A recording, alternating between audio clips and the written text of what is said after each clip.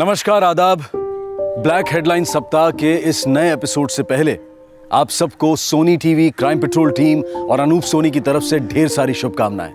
हम ये दुआ करते हैं कि आने वाला साल 2018 आपके जीवन में खुशियां भर दे।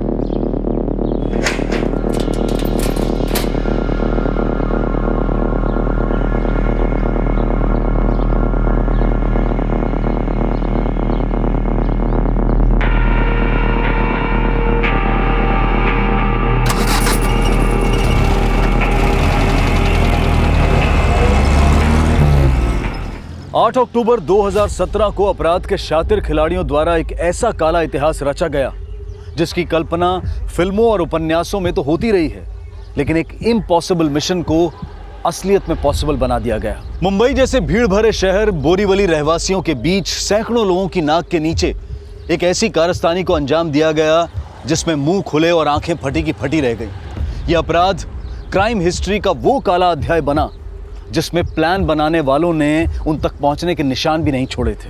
वेल प्लान्ड और वेल एग्जीक्यूटेड कहा जाने वाला यह अपराध मुंबई पुलिस को अपनी भूमिका अदा करने के लिए ललकारने वाला था, लेकिन 8 अक्टूबर 2017 रविवार सुबह 7:45 बजे जो हो चुका था उसे सुर्खियां बनने में अभी 24 घंटे बीतने बाकी थे।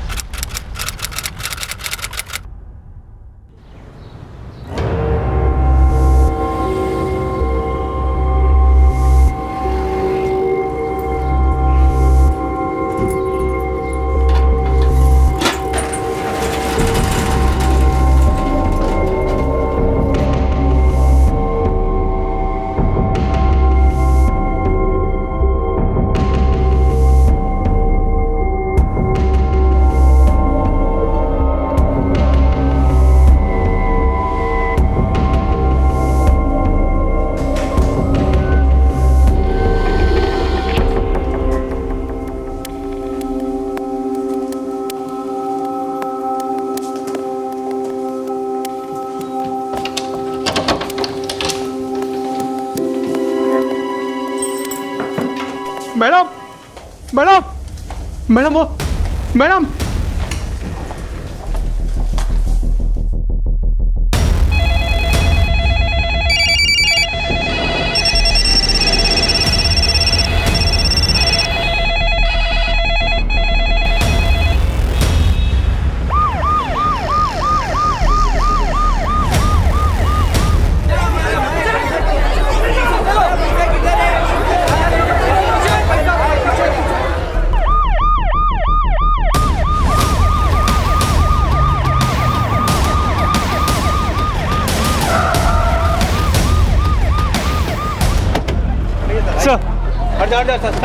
Sir this way.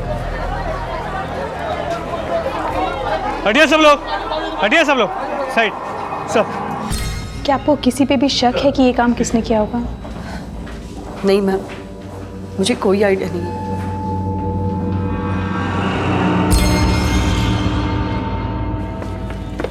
Sir total 290 lockers हैं, जिसमें से 35 लॉकर्स तोड़े गए और यहाँ तक पहुँचने के लिए ये सुरंग बनाई गई।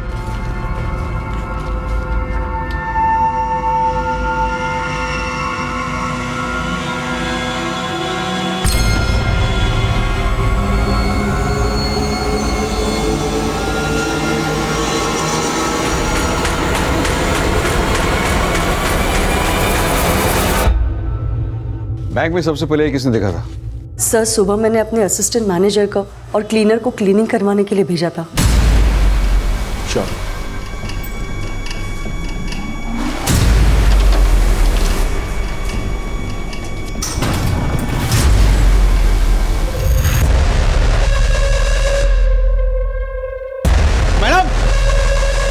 मैडम मैडम सैटरडे संडे होने की वजह से 2 दिन बैंक बंद था। सर समझ में ही नहीं आ रहा है ये सब कैसे हो गया। कस्टमर्स भी पीछे रहे।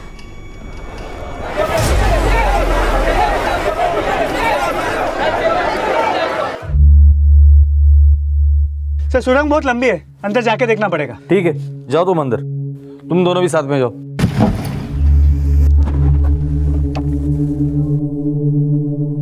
लॉकर रूम के अलावा ब्रांच में और भी कहीं लूटपाट हुई है क्या? नहीं सर, लॉकर रूम तो बाहर से लॉक था और एज पर पॉलिसी कस्टमर्स के प्राइवेसी के लिए लॉकर रूम में सीसीटीवी अलाउड नहीं है। गौतमी, बैंक के अंदर और बाहर जितने भी सीसीटीवी है सबके फुटेज चेक करो। सर। और मनीष, कल रात कौन सा गार्ड ड्यूटी पे था ये पता करो। सर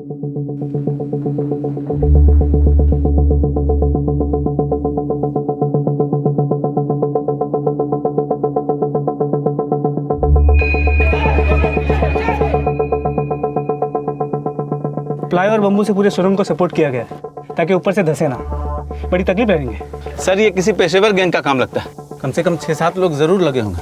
ज़्यादा भी हो सकते हैं और ये 2-4 दिन का काम नहीं है, बहुत लंबे टाइम से प्लानिंग हो रही है।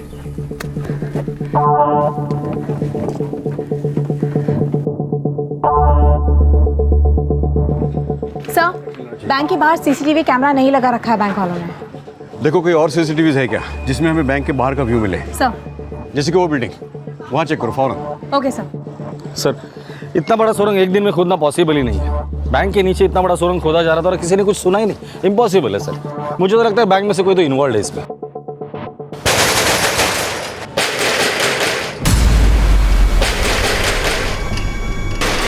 पुलिस कांस्टेबल, ताला तोड़ो।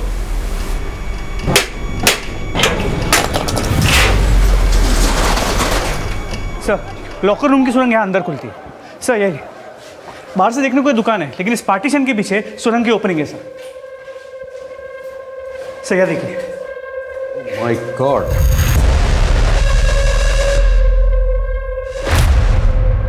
ये दुकान और बैंक के बीच कम से कम 20-25 फीट की दूरी होगी। मतलब ये सुरंग उतनी ही लंबी होगी? जी सर, लगभग उतनी ही लंबी है और बिल्कुल सीधे लाइन में खोदी गई है। ये सुरंग खोदने में तो महीनों लगे होंगे, लेकिन हैरानी की बात यह है कि इतना सब कुछ इस दुकान में हो रहा था और किसी को भनक तक नहीं लगी, और वो लोग करोड़ों लूट के चले गए।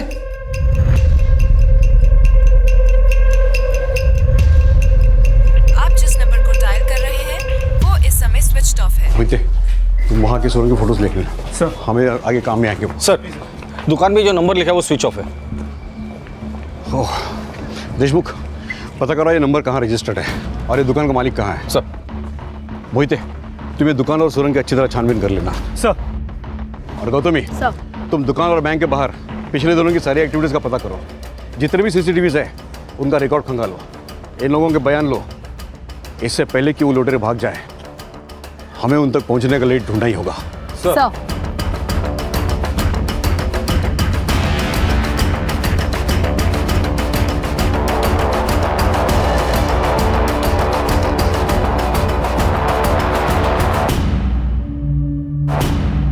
सोसाइटीज में इंक्वायरी करो। Okay sir.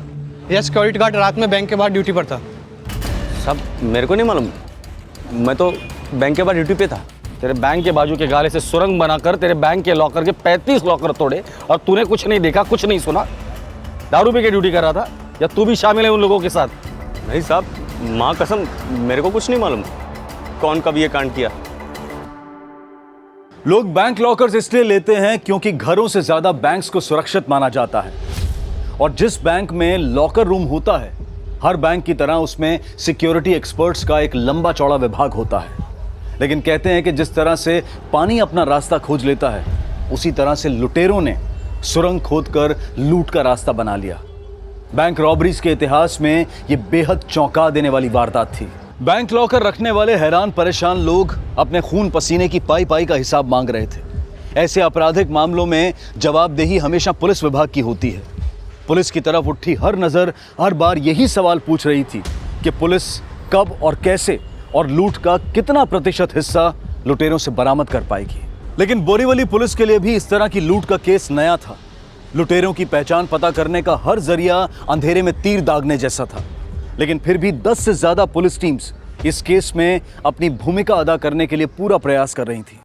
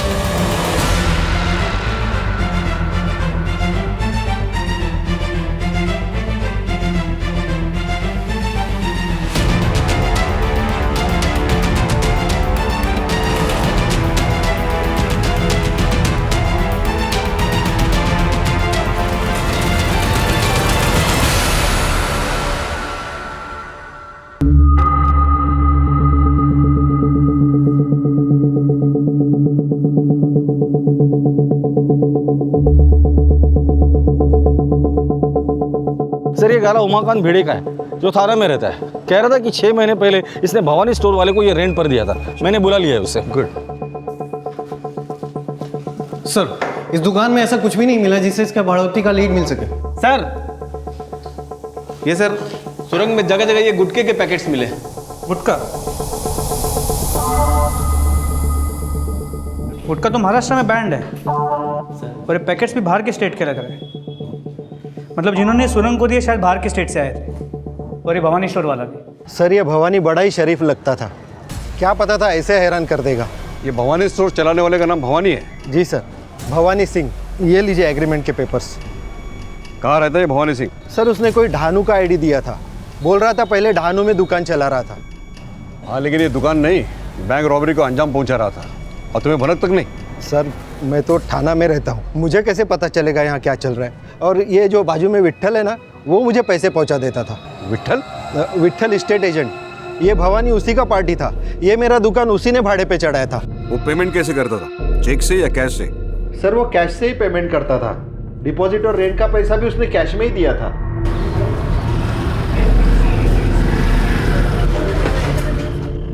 विट्ठल, अभी थोड़ी देर पहले हम तुम्हारे दुकान पे आए थे। तुम्हारी दुकान बंद थी, आज खुली नहीं क्या? साहब, वो मुझे पता चला कि एरिया में कुछ लफड़ा हुआ है। लफड़ा? लेकिन वो लफड़ा वाला पार्टी तो तेरा था।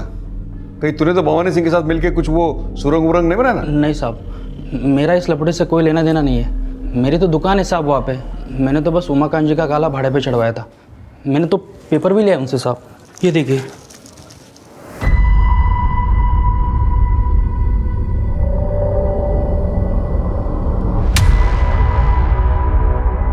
पेपर एकदम बराबर है साहब, और चेहरे से भी शरीफ लग रहा था। 6 महीने पहले मेरे पास आया और बोला कि गाला चाहिए भाड़े पे। देखो सेठ, गाले तो बहुत है अपने पास, आपको किस काम के लिए चाहिए? वो परचून का दुकान खोलना है। परचून की दुकान बोले तो? परचून मतलब किराने का दुकान। अच्छा अच्छा। एरिया कितने का मांगता आपको? एरिया वो विठल भाई, वो क्या मैंने सुना है कि वो आपके बाजू का जो गाला है ना, वो आपके हाथ में है, वही जी। 1.5 लाख रुपए डिपॉजिट और 30,000 रुपये भाड़ा। इतना बजट है आपका? 1.5 लाख हो? इससे कम में दूसरा गाला है अपने पास। नहीं, दूसरा गाला नहीं विठल भाई। वो क्या ना, इस गाले का दिशा विशा वास्तु एकदम परफेक्ट है। यही गाला चाहिए। सेठ, बजट भी तो परफेक्ट होना चाहिए ना, है कि नहीं? और ये भाड़ा डिपॉजिट के अलावा 1.5 महीने का ब्रोकरेज भी लेगा। मैं कर पाओगे इतना? हाँ, चलेगा। मुझे तो लग रहा है साहब वो एकदम सोच के आया था। बैंक के लाइन वाला गाला ही मांगता था उसको।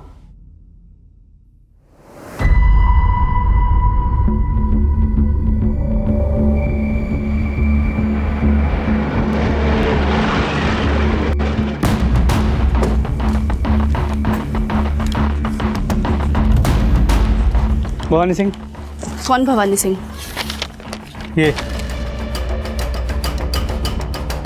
पता यहीं का है ना? एड्रेस तो यहीं का है, पर यहाँ कोई भवानी सिंह नहीं रहता। सर, वो पैन कार्ड और आधार कार्ड फेक है, और जो नंबर हमें भवानी स्टोर्स के बोर्ड से मिला, वो नंबर फेक आईडी से खरीदा गया था। वो नंबर 3 महीने से आउट ऑफ सर्विस है।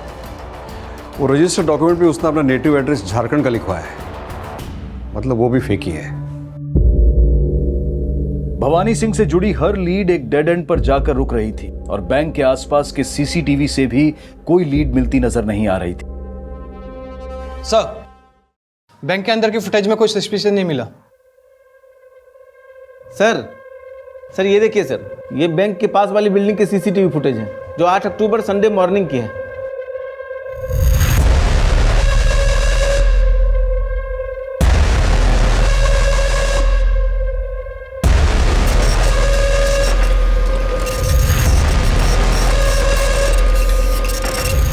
सर ये भवानी स्टोर रॉबरी के पहले रोज खुलता था।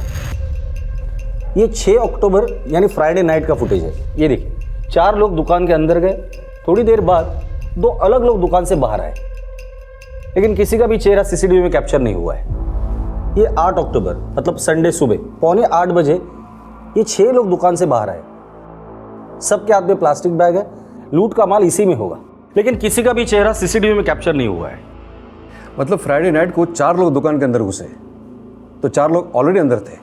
जी सर, मुझे तो लगता है 8 से भी ज़्यादा लोग हो सकते हैं। सर बैंक के आसपास जितने भी सीसीटीवीज है सबकी फुटेज हमने खंगारी, लेकिन हैरानी की बात यह है कि किसी का भी चेहरा किसी भी सीसीटीवी में कैप्चर नहीं हुआ है। क्यों? क्योंकि ये लोग उस एरिया में जितने भी सीसीटीवीज है वहाँ से जब भी गुजरे अपना चेहरा छुपा लिया है, या तो फ़ोन पर बात करते थे या सीसीटीवी के दूसरे ओर देखते थे। ये लोग जानते थे कि उस एरिया में सीसीटीवीज कहाँ है और उससे कैसे बचना है। भले उनका चेहरा सीसीटीवी में कैप्चर ना हो, लेकिन भवानी सिंह के इस फेक आईडी में इसका असली फोटो तो हमारे पास है। एक काम करो, इसका लुकआउट नोटिस भेजो सभी पुलिस स्टेशन में, और भवानी स्टोर के कस्टमर और आसपास के लोगों से अच्छी तरह पूछताछ करना। शायद और भी क्रिमिनल्स के चेहरे हमारे सामने आ जाए। ये बड़ी शातिर क्रिमिनल्स है, इससे पहले कि वो हमसे दूर भागे हमें उन तक पहुंचना होगा। Come on fast sir. जो चेहरा इस लूट का सस्पेक्ट बनकर सामने आया उसकी पहचान फर्जी थी और उसको भवानी सिंह नाम से जानने वालों के बयान भी उस तक पहुंचने के सिरे नहीं जोड़ पा रहे थे, पर उसकी तलाश की कड़ी में कुछ नई जानकारियों के सिरे जुड़े। मैडम ये देख के तो कुछ समझ में नहीं आ रहा, लेकिन भवानी स्टोर पे 1-2 बार कई लोगों को आते जाते देखा मैंने, लेकिन शक्ल याद नहीं मैडम। और हाँ मैडम, कुछ महीने पहले वहाँ पे बम्बू और प्लाई का भी डिलीवरी होता था। हेलो भवानी सेठ, ये लकड़ी प्लाई किस लिए? अरे भाई एक रैक बनवा रहा हूँ, उसके लिए मंगवाया है। मैडम भवानी शक्ल से दिखता तो एकदम शरीफ था, अब पता नहीं ये कांड वो किया या उसके भांजे। भांजे? कौन भांजे? वो क्या है ना, कुछ दिनों से उसकी तबीयत खराब थी, वो वहाँ दिखा नहीं। उसकी गैरहाजिरी में 2 लड़के ये दुकान चला रहे थे। क्या नाम था उनका? साहब मुझे उनका नाम तो नहीं पता, लेकिन करीब 2 महीने पहले भवानी सेठ मेरे पास आया था। बोला उसकी तबीयत खराब है, उसको गाँव जाना था और उसके बदले उसके भांजे दुकान चलाने वाले थे। मैंने उसको बोला भी था कि ये सब बातें तो उमाकांत सेठ जी को बता देना। हाँ साहब, भवानी का फ़ोन आया था और उसने विट्ठल के सामने ही मुझे उन 2 लड़कों से मिलाया था। अरे विट्ठल भाई, अब दादा मुझे इलाज के लिए गांव जाना है, वापस लौटने में टाइम लग सकता है, इसलिए मेरी गैरहाजिरी में मेरे भांजे दुकान संभालेंगे। लेकिन भवानी सेठ आपको हुआ क्या है? भवानी ने मुझे कहा था कि उसको टीबी था। अब मेरे समझ में आ रहा है साहब, वो झूठ बोला होगा। उन दोनों लड़कों से सुरंग खुदवा के बैंक उसी ने लुटवाया होगा सर। एक बात बता, सुरंग तेरे बाजू के दुकान में खुद रही थी, सुरंग तेरी दुकान के नीचे से गई और ये बात तुझे पता ही नहीं चली? यकीन मानिए साहब, मुझे नहीं पता चला। वैसे भी उसका धंधा घाटे में चल रहा था, उसकी तबीयत खराब थी। मुझे तो ये लगा था कि ऐसे हालात अगर और कुछ दिन रहेंगे तो उसको दुकान बंद करनी पड़ेगी, लेकिन इतना सब कुछ होने के बावजूद भी वो भाड़ा टाइम टू टाइम देता था साहब। वो 2 लड़के जो गल्ले पे बैठे थे, उनका स्केच बनवा सकते हो? हाँ साहब, ट्राई करेगा।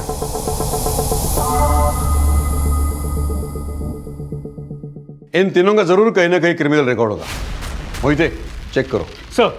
गौतमी सर। लूट के बाद ये लुटेरे किसी व्हीकल से स्टेट के बाहर गए होंगे। बोरीवली से दहीसर, मुलुंड, ऐरोली और वाशी चेकागा की तरफ जाने वाले एरिया के सभी सीसीटीवी खंगालो। सर 8-9 में से 3 लोगों के चेहरे तो सामने आ गए। ये लोग एक दूसरे के साथ कम्युनिकेट करने के लिए जरूर मोबाइल का इस्तेमाल करते होंगे, जो भागने के बाद उन्होंने बंद किए होंगे। राइट।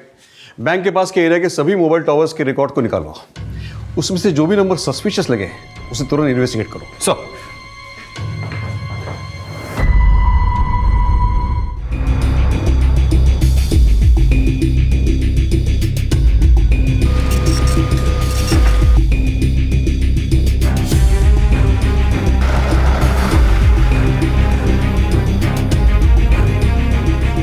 अपराधियों तक पहुंचने के लिए 100 से ज्यादा पुलिसकर्मी हर बारीक से बारीक सिरा टटोल रहे थे। पुलिस की हर नजर पैनी थी, लेकिन मंजर धुंधले थे। गौतमी, ये दो गाड़ियां एक के पीछे एक एसयूवी रॉन्ग वे से निकलकर इस गली में घुस गई है। ये कौन सा रोड है? सर ये बैंक के पास वाला रोड ही है। ये दोनों गाड़ियां सस्पिशियस है। ये दोनों गाड़ियां 8:15 बजे बैंक के पीछे से निकली और वो 6 लोग बैंक लूटकर 7:45 बजे भवानी स्टोर से निकले थे। गौतमी, पता करो ये दोनों गाड़ियां यहां से निकलकर और कहां देखी गई है। सर संभावनाओं का हर वो सिक्का उछाला जा रहा था कि शायद आने वाला हेड या टेल पुलिस इन्वेस्टिगेशन को कोई दिशा दे जाए, लेकिन पुलिस ऐसे खुराफातियों की तलाश कर रही थी जिन्होंने लूट की सुरंग खोदने से पहले अपने अंडरग्राउंड होने की सुरंग भी खोद रखी थी। सर ये दोनों गाड़ी 8 अक्टूबर सुबह 8:15 बजे बैंक के पास वाले रोड से गलियों के रास्ते से होते हुए मलाड से वेस्टर्न एक्सप्रेस हाईवे पहुंचे करीब 9:30 बजे। सर सोचने वाली बात यह है कि सीधा रास्ता चुनने के बजाय इन्होंने गलियों का रास्ता चुना। वेस्टर्न एक्सप्रेस हाईवे पहुंचने के बाद ये मुड़े आरे मुलुंड टोल रोड पर करीब 11 बजे और फिर उसके बाद इनमें से एक गाड़ी ने मुलुंड टोल नाका क्रॉस किया। यानी ये दोनों गाड़ियां पर्पसली ऐसे रास्तों से गुजर रही थी जहां ये कम से कम सीसीटीवी में कैप्चर हो। Yes sir. यानी वो लुटेरे इन्हीं दो गाड़ियों से लूट का सोना लेके भागे होंगे। सर आपका अंदाजा बिल्कुल सही था। दोनों गाड़ियों के नंबर्स फेक थे। जिस गाड़ी ने मुलुंड टोल नाका क्रॉस किया था, ना ही उसकी कोई लीड मिली, ना ही दूसरी गाड़ी की। पता नहीं ये दूसरी गाड़ी कहाँ गायब हो गई। हो सकता है दूसरी गाड़ी ने अपना नंबर प्लेट बदल दिया हो, या वो गाड़ी को वही कहीं डंप करके इन्होंने एक ही गाड़ी से टोल नाका क्रॉस किया हो। सर ये लोग सिर्फ शातिर क्रिमिनल नहीं, अच्छे आर्किटेक्ट भी है। सुरंग का इतना परफेक्ट नक्शा बनाया कि सीधा लॉकर रूम में खुला और बैंक वालों के हिसाब से इन्होंने लगभग 3 करोड़ 43 लाख की ज्वेलरी और कैश लूटी है। सर एक लीड मिली और शायद इस लीड से इस केस को एक नई डायरेक्शन मिल जाए। इस भवानी सिंह की पूरी कुंडली निकाल ली। इसका असली नाम कन्हैया राम है, हिस्ट्री शीटर है, चोरी और लूट के केस में कई बार अंदर जा चुका है। और उसके 2 भांजे? उन दोनों की तो कोई इन्फॉर्मेशन नहीं मिली, लेकिन कन्हैया राम 30 मार्च 2017 को मुंबई की एक जेल से जमानत पे रिहा हुआ है। 30 मार्च 2017? जी सर। सर 9 अप्रैल 2017 को उसने उमाकांत भिड़ी से वो गाला भाड़े पे लिया था। इसका मतलब जेल से रिहा होने के 10 दिन बाद उसने लूट की प्लानिंग की थी। ये भी हो सकता है कि ये सारी प्लानिंग उसने जेल में की होगी। पता करो जेल में उसके और कौन कौन साथी थे, उनकी डिटेल्स निकालो। सर और जेल रिकॉर्ड्स में ये कन्हैया राम का एड्रेस कहाँ का था? राजस्थान, भीलवाड़ा का रहने वाला है। भीलवाड़ा।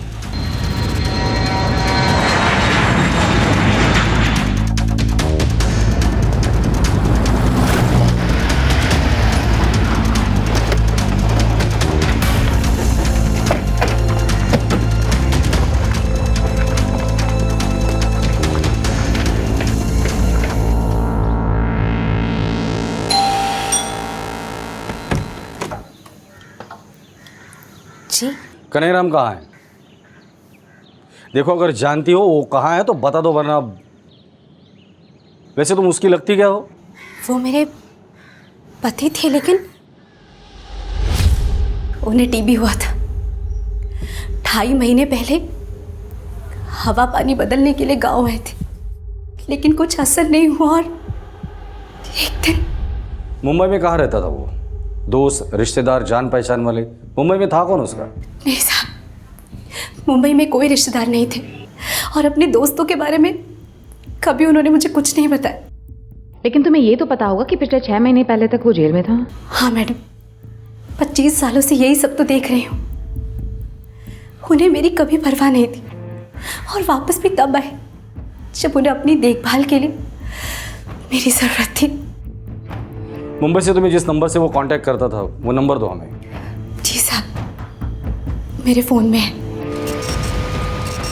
पुलिस क्राइम सीन के एरिया का डंप डेटा खंगालने के साथ साथ कन्हाई के मिले दूसरे नंबर के कॉल रिकॉर्ड्स भी खंगाल रही थी, लेकिन रिजल्ट अब भी 0 था।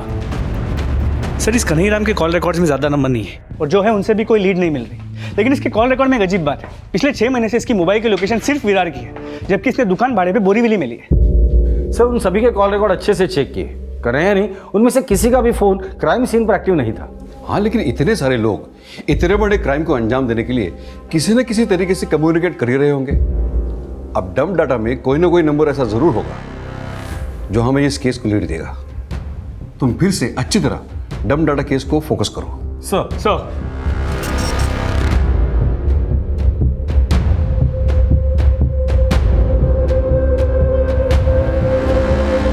एरिया में जितने भी लोग हैं सबका स्टेटमेंट ले लेना, किसी को भी मत छोड़ना।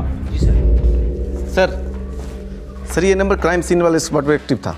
इस पे कई बार रिंग कर रहा हूँ पर लग नहीं रहा। ये नंबर कब एक्टिव था वहाँ पर? सर सीसीटीवी फुटेज के मुताबिक वो लड़के जब चोरी करके निकले उसके कुछ देर बाद ये नंबर ऑन हुआ और फिर ऑफ भी हो गया।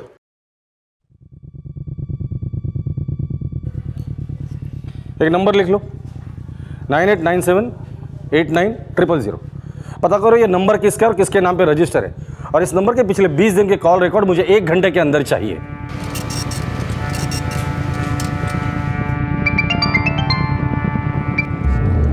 बोलो देशमुख। सर जिस नंबर की हमें तलाश थी वो नंबर मिल गया है। किसी फेक आईडी पर यह नंबर लिया गया था।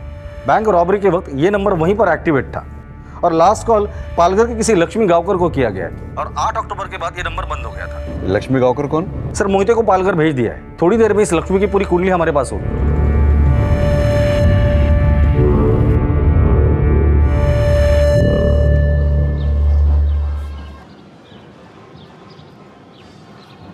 सर ये लक्ष्मी के बारे में मैंने सब पता लगा लिया है। ये लक्ष्मी एक धंधे वाली है।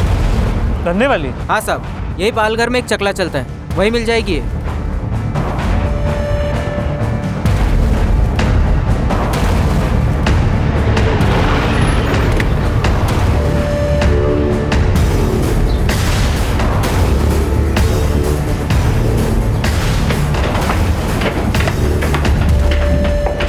ये नंबर किसका है?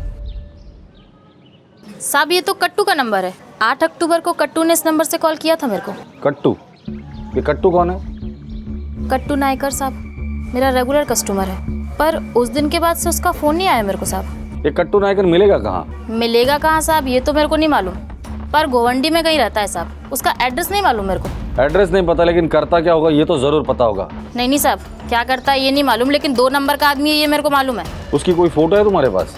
हाँ साहब, एक आधी बार उसने मुझे सेल्फी भेजी है, मैं बताती आपको। ये है।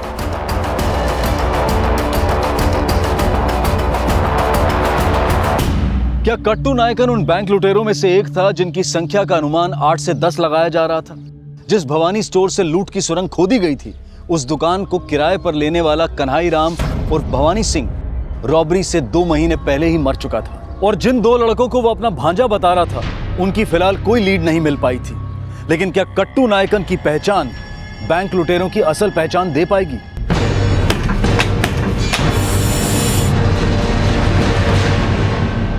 सर ये कट्टू नायकन कर्नाटक से है, इसके आगे पीछे कोई नहीं। 12 साल पहले मुंबई लोकल ट्रेन में पैसेंजर का सामान उठाकर भागना, पॉकेटमारी, चेन स्नैचिंग के केसेस में अंदर गया था। सबसे पहले इसे रेलवे पुलिस ने अरेस्ट किया था। जेल से निकलने के बाद इसने अपना प्रमोशन करवा लिया। चोरी, लूटमारी, घर फोड़ी के कई केसेस में कई बार अंदर बाहर जा चुका है। गोवंडी में इसकी खुद की खोली है, लेकिन खोली को बहुत दिनों से ताला लगा हुआ है। सर कट्टू के पीछे मैंने खबरियों को लगा दिया है। आई होप जल्द से जल्द कोई लीड मिल जाए। ये कन्हई हाउस ब्रेकिंग के केस में अंदर था। ये कट्टू के भी यही हिस्ट्री निकली। मुझे लगता है इन जैसे क्रिमिनल की मिलीभगत है जिन्होंने इस रॉबरी को अंजाम दिया। कट्टू भाई तो कई दिनों से आए नहीं यहाँ, पर आप कौन हो जो उसे ढूंढ रहे हो? अरे मैं पूना से आया हूँ, ये पैकेट उन्हें देना था, तुम रख लो। तुम्हारे पास तो आते जाते होंगे ना? नहीं भाई, मैं किसी का पैकेट वैकेट नहीं रखूंगा। तो आसपास ऐसा कोई रहता है जो ये पैकेट रख ले? इधर एक ठेला लगता है डोसे का, शायद वो उसके गांव का है, तो उसे दे दो, वो ले लेगा।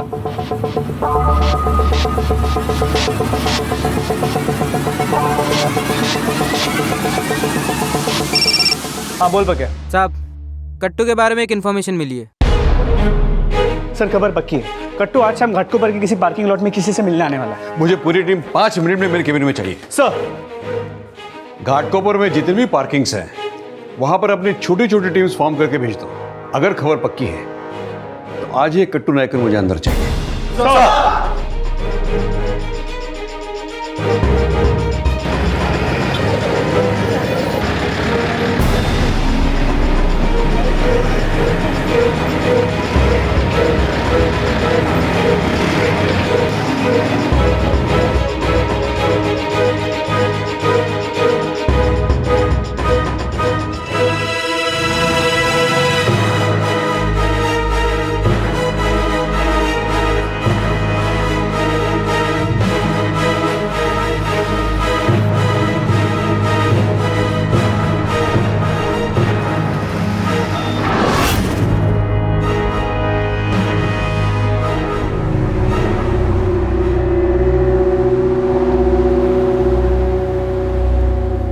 पीछे लो थोड़ा।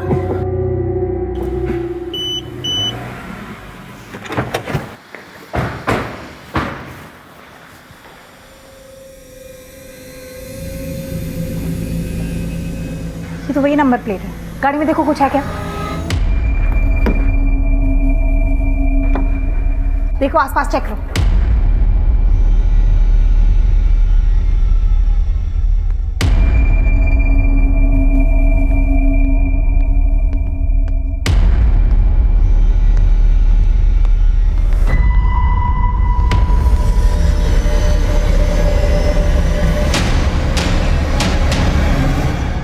अबे कितना माल चाहिए तेरे को? क्या ना, अभी मैं तो खास है ना आपका।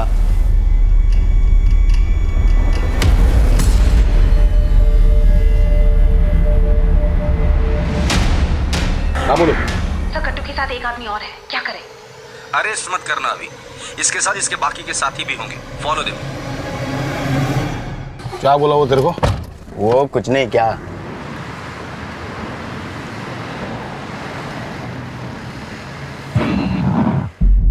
चलो जल्दी गाड़ी में बैठो, उसका पीछा करो।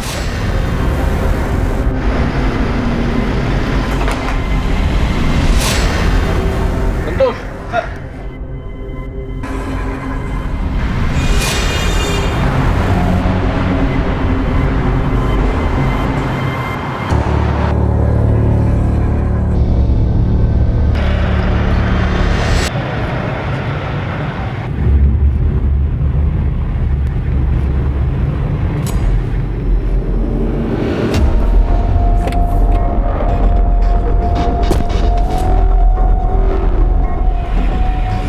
सर 2 आदमी और चढ़े हैं गाड़ी में। ओके ओके, हम लोग आ रहे हैं, स्ट्रेट चलो।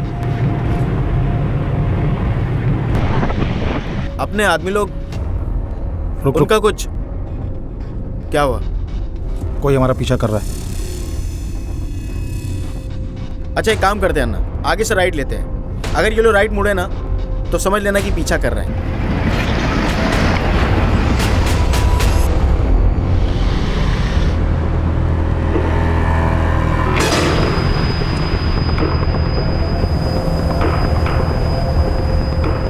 ओवरटेक करो, स्पीड अप स्पीड अप।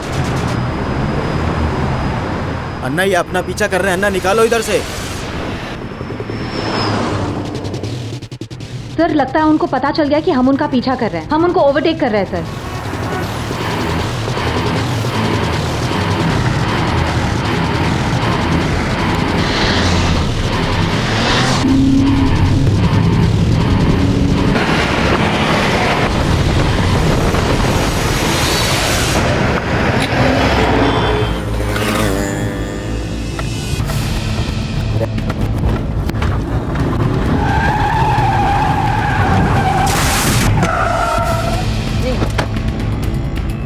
बाहर निकलो।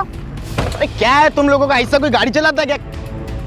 बैंक रॉबरी के 4 दिन बाद कट्टू नायकन के साथ साथ उस्मान शेख, मोमिन खान और अज्जू मोहंती को विक्रोली मुंबई से अरेस्ट किया गया। लेकिन वो 2 लड़के कहां थे जिन्हें कन्हई राम के बाद बैंक रॉबरी का प्राइम सस्पेक्ट माना जा रहा था? हालांकि जिन लोगों की गर्दन अब पुलिस ने पकड़ी थी उनमें से कोई भी दूध का धुला नहीं था, सबके क्रिमिनल रिकॉर्ड्स थे। लेकिन सवाल यह था कि क्या कट्टू नायकन, उस्मान शेख, मोमिन खान और अज्जू मोहंती का उस बैंक रॉबरी से कनेक्शन था? क्या ये चारों क्रिमिनल्स गेहूं के साथ पिसने वाले घुन थे, या वो शातिर जो गेहूं के साथ साथ घुन भी चबा गए थे? मैं लक्ष्मी को फोन किया था साहब, इसका मतलब ये तो नहीं कि बैंक मैं लूटा है साहब। शान बत्ती मत कर, समझा ना? लूट का माल कहाँ है बता, और तुम्हारे बाकी साथी कहाँ है बोल। कौन से साहब? सर कट्टू के साथ पकड़ा गया उस्मान शेख, लंबी हिस्ट्री है सर। मुंबई, पूना, नागपुर, औरंगाबाद, अहमदाबाद, सूरत, बड़ौदा पुलिस में 100 से भी ज्यादा केसेस दर्ज है इस पर। पिछले 25 साल में काफी बार अंदर बाहर कर चुका है ये। देखो साहब, मैं मानता है कि मैं चोरी की गाड़ी में था, लेकिन मैंने ये बैंक का कुछ नहीं किया, साफ बोलता हूँ मैं तुमको। तुझे क्या लगता है तेरी एक कहानी सुन के तुझे सिर्फ कार की चोरी के केस में अंदर करेंगे? जब तक लोगों की खून पसीने की कमाई का एक एक पाई का हिसाब नहीं मिलता है ना, तुम लोगों की चमड़ी उधेड़ते रहेंगे हम। बताओ कहाँ है पैसा? अज्जू मोहंते, मोमिन खान, इनका भी क्रिमिनल रिकॉर्ड है। पर सर इन चारों का यही कहना है कि इन्होंने बैंक को नहीं लूटा, और इन चारों के मुंबई में जितने भी अड्डे हैं सब जगह पे हमने छापे मारे, लूट का माल कहीं नहीं मिला।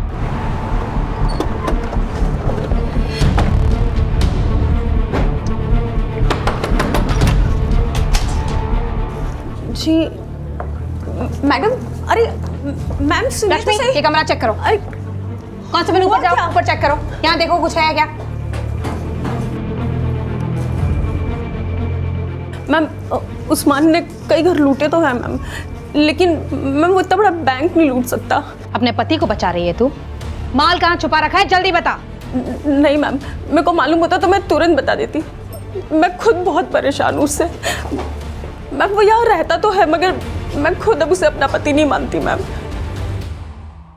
जिस गाड़ी से वो चारों पकड़े गए, वो गाड़ी दूसरे गाड़ी के साथ 8 अक्टूबर को बैंक के पास दिखाई दी थी।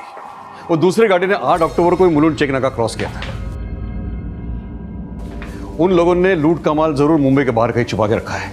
इन चारों के और भी कई साथी हैं। दो तो वो भवानी सिंह के भांजे बनकर उसका दुकान चला रहे थे। इनको अलग अलग लेकर कोपचे में तोड़ो, तभी ये साले बताएंगे कि इनके साथी और लूटा हुआ 3 करोड़ 43 लाख का माल कहां गायब किया है। सब और ये सवाल भी हैरान कर देने वाला था कि उन उठाई गिरे चोरों ने उस बैंक रॉबरी को अंजाम कैसे पहुंचाया होगा जिन्हें उस चोरी की गाड़ी में पकड़ा गया था।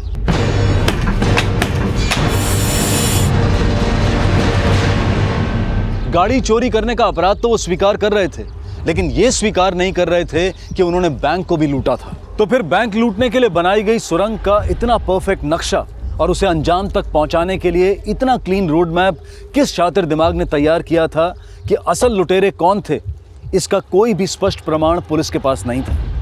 क्या उन लुटेरों में सिर्फ ये 4 लोग थे या फिर कई और भी थे जो अब तक नजर में नहीं आए थे? चल उठ उठ।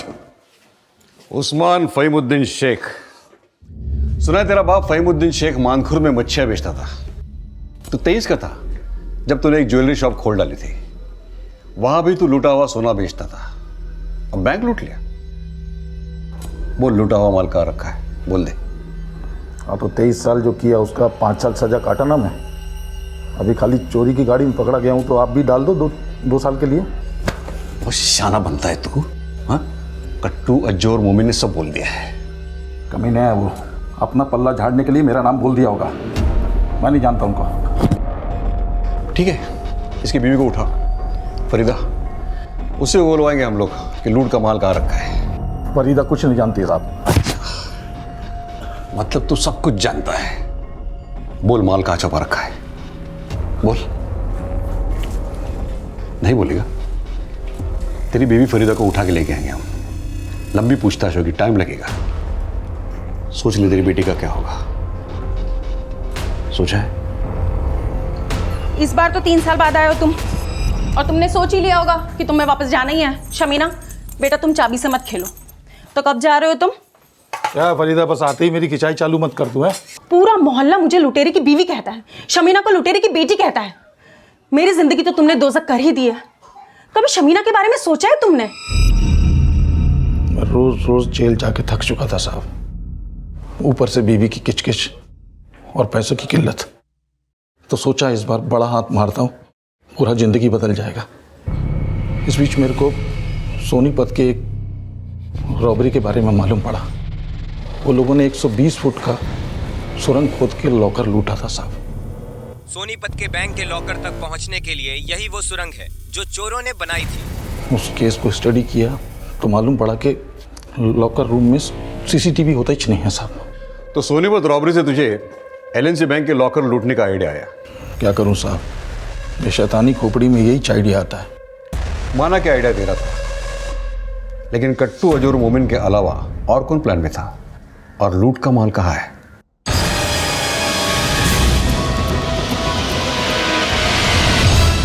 सर, उस्मान शेख ने लूट के माल से अज्जू को 5 लाख, मोमिन को 6.5 लाख और कट्टू को 10 लाख का सोना दिया था। इन लोगों ने अपना माल जहां जहां छुपाया था वहां से 80% माल बरामद हो गया। लेकिन लूट तो 3 करोड़ 43 लाख की हुई थी, जहां हमने छापा मारा। सर, कट्टू, मोमिन और अज्जू के बयान के मुताबिक जो लुटेरे हैं उनमें से 5 यूपी से है और 1 वेस्ट बंगाल से। मैंने यूपी और वेस्ट बंगाल के पुलिस को उनके सारे डिटेल्स भेज दिए हैं। गुड। 2.5 साल पहले मैंने सुरंग खोद के बैंक लूटने का प्लान बना डाला था, लेकिन उसे अंजाम तक पहुंचाने वाले उनका साथी अभी भी जेल में थे सर। जो इस बैंक रॉबरी में शामिल थे उन सबका ठिकाना बोल दे पहले। वो लोग किधर है मेरे को मालूम नहीं, लेकिन सबके सब मुंबई से बाहर हैं। मुंबई के बाहर कहाँ? मालूम नहीं साहब। इनका नाम क्या है? बुद्धन है और ये लल्लन, लेकिन ये मेरे आदमी नहीं है। बद्री लेके आए थे इन लोगों को। 2 लोग और थे साहब, एक हरदयाल और विष्णु। ये लोग को भी बद्री लेके आया था यूपी से। और वो वेस्ट बंगाल का अशफाक, वो कहाँ है? अशफाक और बद्री के बारे में मेरे को कुछ नहीं मालूम। इन सब क्रिमिनल्स को इकट्ठा करके लूट का गैंग चला रहा था ना तू? हाँ, अज्जू और मुबीन तो मेरे साथ पहले से ही काम कर रहे थे, लेकिन 10 साल पहले जब भी मैं जेल में था तब मेरा मुलाकात अशफाक, बद्री और कट्टू से हुई थी। हम लोगों में बद्री सबसे ज़्यादा डेंजर था।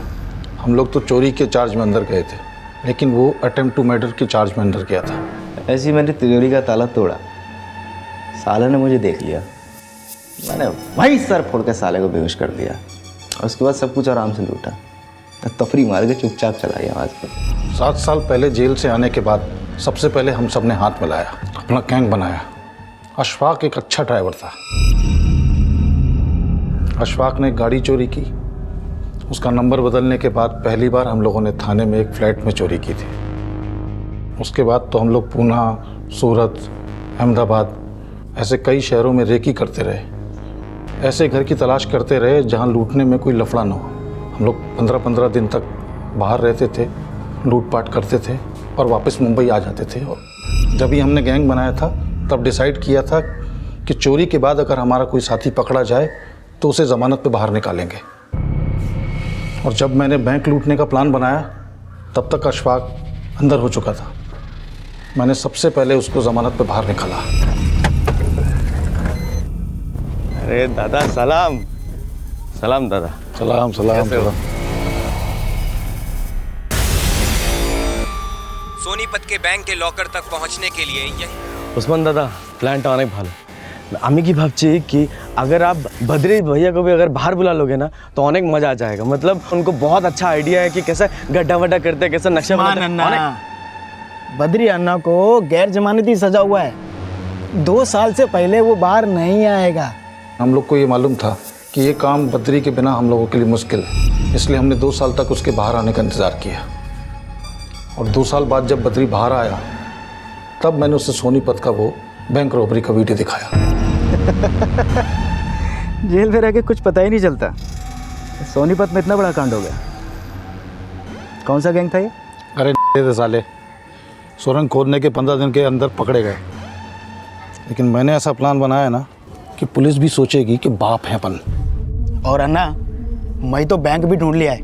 वो साकी नाका में ना एक बहुत बड़ा बैंक है, उधर का बाजू वाला गली में ना रात में कोई आता जाता भी नहीं है। एक रात में सुरंग खोदेगा कट्टू। उस्मान भाई, ये प्लान है आपका? एड़े पेड़ा खाना है ना तो मेरा पूंछ पकड़ के चल, दिमाग मत लगा। वो मेरे को लगान दे। बैंक कौन सा लूटना है? पिछले 2 साल से साला वही बैंक ढूंढ रहा हूँ मैं, जिधर सुरंग बना के जाया जा सके, लेकिन मिल ही नहीं रहा। तो ठीक है, अब हम आ गए, बैंक ढूंढते हैं, जैसा मांगते हो वैसा।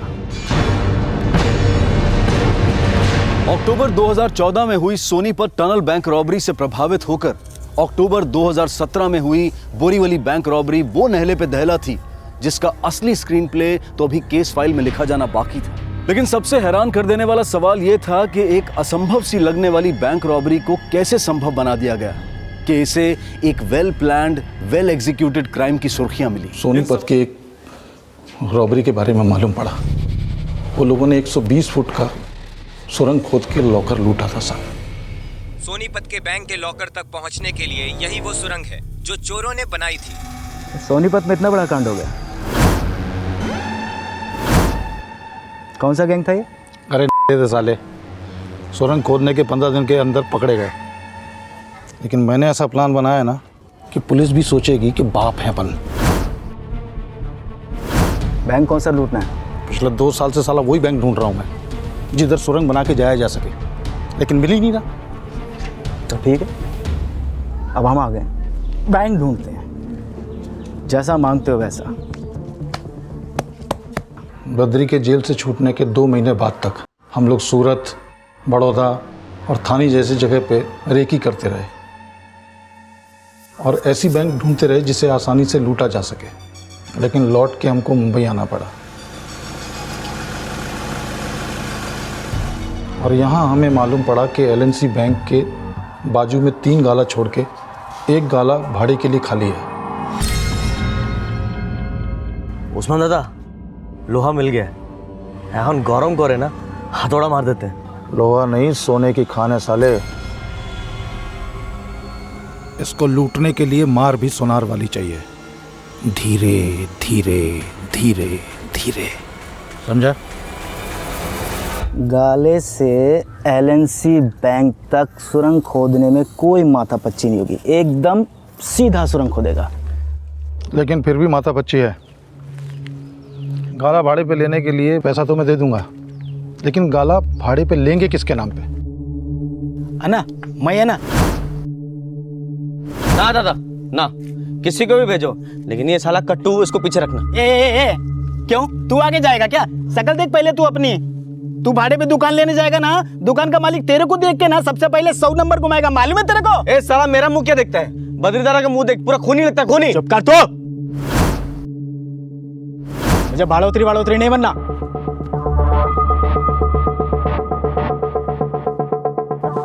भाई आप बन सकते हो। क्या बोल रहा है तू? शक्ल से आतंकवादी लगता हूँ मैं, और ये अज्जू और मोबिन ये मटन बेचने वाले लगते हैं। हाँ तो मटन की दुकान ही खोलते हैं ना। अन्ना, अगर हम लोग में से कोई नहीं जाएगा फिर जाएगा कौन? मैं एक मारवाड़ी को जानता हूँ, सीधा साधा आदमी है दिखने में, काम में शाना है। फिलहाल वो अभी जेल में। अगर आदमी काम का है तो जमानत पे बाहर निकाल लेते हैं उसको। मुझे मंजूर है, लेकिन मेरा क्रिमिनल बैकग्राउंड है, मुझे कौन देगा गाला भाड़े पे? तो उसका टेंशन मत ले, हम लोग तेरे को पूरी तरह से सफेद पोश बना डालेंगे, समझा?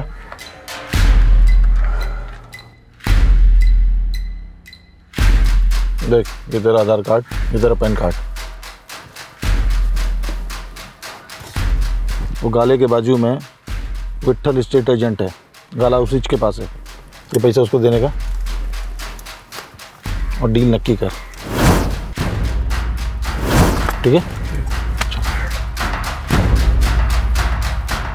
देखो सेठ, गाले तो बहुत है अपने पास, आपको किस काम के लिए चाहिए? वो परचून की दुकान खोलनी है। 1.5 लाख रुपए डिपॉजिट और 30,000 रुपए भाड़ा, इतना बजट है आपका? हाँ चलेगा। तो ठीक है, टोकन देके बुक करवा लो। अच्छा, 20,000 और ये 21,000 टोकन के। अबे आपका डिटेल्स लगेगा, जैसे कि पासपोर्ट, आधार कार्ड और पैन कार्ड। विठल भाई, वो पासपोर्ट तो मैंने बनवाया नहीं, पर हाँ मेरे पास आधार कार्ड और पैन कार्ड है। ये ठीक है, एक काम करो, कल आ जाना, ओनर से मिलके पेपर बनवा लेते हैं। जी जी। और हाँ, बाकी का जो पैसा है वो चेक में दे देना, जैसे चेक क्लियर हो जाएगा आपको गाले का पैसा मिल जाएगा। वो विठल भाई, मैं बाकी का पैसा भी कैश में ही दूंगा। ठीक है। कन्हई ने गाले का डील फाइनल कर लिया।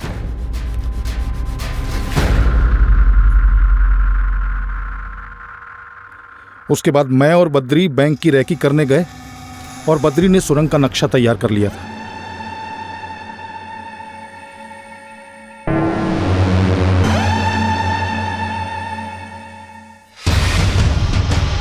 बैंक में घुसने के बाद लॉकर रूम आखिर में लेफ्ट से शुरू होता है। अब ध्यान से सुन लो सब। एंट्री से लॉकर रूम की दीवार लगभग 22 फीट है और सभी गालों की लंबाई 30 फीट, यानी लॉकर 8 फीट में बना हुआ है। तो अब हम अपने गाले के पीछे वाले 8 फीट से सुरंग की खुदाई शुरू करेंगे और सीधा लॉकर के अंदर। आपका प्लानिंग देख के और ये नक्शा देख के मेरे को पुराना वाला पिक्चर याद आ गया ना। तेरे को पिक्चर याद आ रहा है? शांति से समझने देना।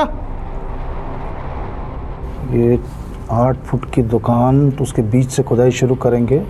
ये 8 फुट की दीवार की 4 फुट और ये 8 12 12 और 8 20 20 और 28 और 4 फुट इसके नीचे 32 फुट खोदनी है और विट्ठल की दुकान के नीचे से। लेकिन भाई, इतनी लंबी खुदाई, वो भी विट्ठल के नाक के नीचे से? ठीक है तेरी? हाँ सही है। क्योंकि उमाकांत और विट्ठल ने आपका चेहरा नहीं देखा, लेकिन मेरी फोटो है उनके पास में। देखो भाई, खुदाई ऐसी होनी चाहिए कि किसी को कानो कान भनक नहीं होनी चाहिए। टेंशन मत ले, अपने गाले के बीच में आप पार्टीशन देंगे, बाहर दुकान चलेगी, अंदर खुदाई चलेगी।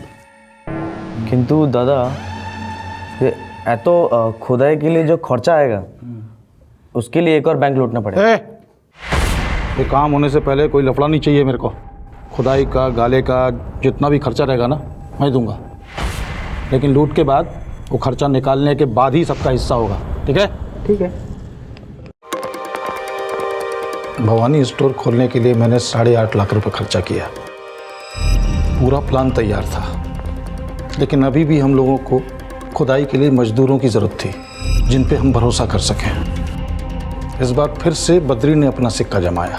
मेरे गांव में है ऐसे लोग जो मजदूरी करते हैं और 2 वक्त की रोटी के लिए तरस हैं। आप कहो तो मैं बात करता हूँ। इतना बड़ा लालच देके उनका ईमान तक खरीद सकता हूँ। इसी वास्ते तो तेरा 2 साल तक बाहर आने का इंतज़ार किया मैंने। बुला ले उनको, लेकिन प्लान लीक नहीं होना चाहिए। उसकी टेंशन मत लो आप। बुला ले। वो लोग को यूपी से बुलाने के बाद हम लोगों ने मलाड के एक फ्लैट में रख दिया था, लेकिन सब कुछ जानने के बाद उन्होंने काम करने से मना कर दिया। ये कहाँ फंसा रहे हो बद्री भाई? आप बैंक लूटने के लिए सुरंग खुदवा रहे हो हमसे? क्या क्या बोल रहा है बद्री? तूने बताया नहीं इसको क्या करने का क्या नहीं करने का? मान भाई, मैं बात करता हूँ। देख ललन, मैंने जो प्लान बनाया ना वो तुम सबकी ज़िंदगी बदल देगा। भाई मानता ना मुझे, तो जैसा मैं कह रहा हूँ वैसा कर, कोई बाल तक नहीं उखाड़ पाएगा तुम्हारा। और आगे की बात सुन, पूरी ज़िंदगी ऐसी मजदूरी करनी है गधे की तरह। वो चारों मान गए। उसके बाद उन लोगों को खुदाई के लिए औजार की ज़रूरत थी, तो मैंने कट्टू को चुना, क्योंकि कट्टू पहले वेल्डिंग का काम करता था। और कट्टू को ये भी कहा कि वो अलग अलग दुकान से औजार खरीदे, क्योंकि एक जगह खरीदने से आप लोग के शक में आने की गुंजाइश थी। तुम लोगों ने करीब करीब 30 फीट की खुदाई की है। कब से खुदाई कर रहे थे तुम लोग? सर, खुदाई का मुहूर्त तो कन्हई ने निकाला था। वो थोड़ा पूजा पाठ में मानता था, तो उसका दिल रखने के लिए हमने मई से खुदाई शुरू की। मई में कुछ निर्जला एकादशी करके हिंदू लोग का त्यौहार होता है।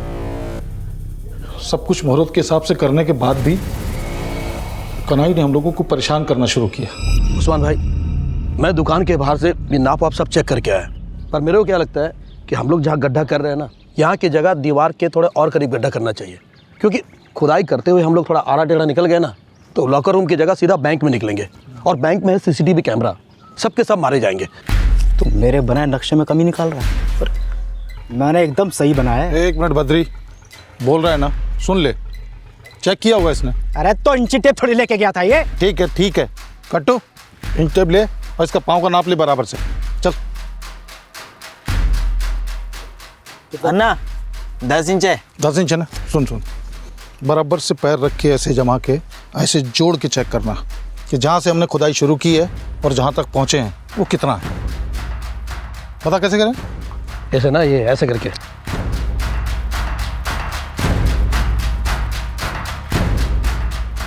हम लोग को कुछ समझ नहीं आ रहा था कि सही जा रहे हैं कि गलत, लेकिन फिर एक दिन किस्मत ने साथ दिया और बैंक वालों ने खुद कन्हई को अपने बैंक की सालगिरह पे इनवाइट किया। सालगिरह वाले दिन कन्हई ने बैंक में बराबर से माप लिया।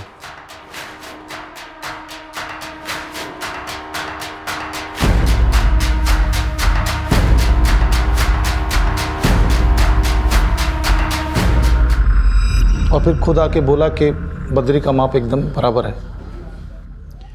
गाला लेने के बाद तुम सबका उस दुकान में आना जाना था, लेकिन एक कन्हई छोड़ के तुम में से किसी का भी चेहरा CCTV में कैप्चर नहीं हुआ। ऐसा क्यों?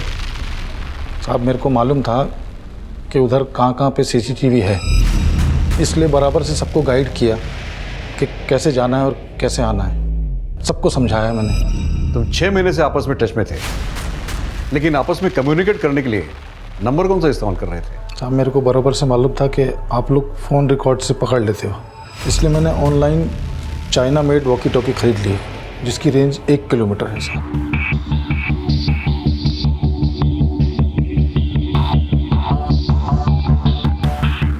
जब भी खुदाई चलती थी तो सामने पार्किंग में हमारे 2 लोग कार में वॉकी टॉकी लेके बैठते थे। जैसे ही उन्हें कोई गड़बड़ नज़र आती थी वो तुरंत वॉकी टॉकी से अपडेट कर देते थे। और कन्हई के काउंटर के पास एक स्विच बोर्ड था जिसका कनेक्शन सुरंग के अंदर की लाइट और एग्जॉस्ट फैन से था। तो जैसे ही कन्हई को कोई खतरे का मैसेज मिलता तो वो स्विच ऑफ कर देता था। सुरंग के अंदर बैठे मजदूर समझ जाते थे कि कोई ना कोई लफड़ा है, इसलिए वो शांति से लाइट ऑन होने का इंतज़ार करते थे और वहीं पसर जाते थे। जब खतरा टल जाता था तो कन्हई फिर से लाइट ऑन कर देता था और मजदूर काम पे लग जाते थे। और फिर रात को हम लोग खुदाई की मिट्टी थैलियों में भर के बाहर डंप कराते थे। लेकिन फिर कन्हई ने टेंशन दे दिया था, वो उसको टीबी हो गया था, बोला गांव जाएगा। मैंने बहुत समझाया, तब जाके उसने 4 मजदूरों में से 2 को, लल्लन और बुद्धन को, उमाकांत और विट्ठल से मिलवाया और फिर राजस्थान चला गया। फिर बाद में मालूम पड़ा कि वो मर गया। लेकिन हम लोग अपने सुरंग का काम रोक नहीं सकते थे।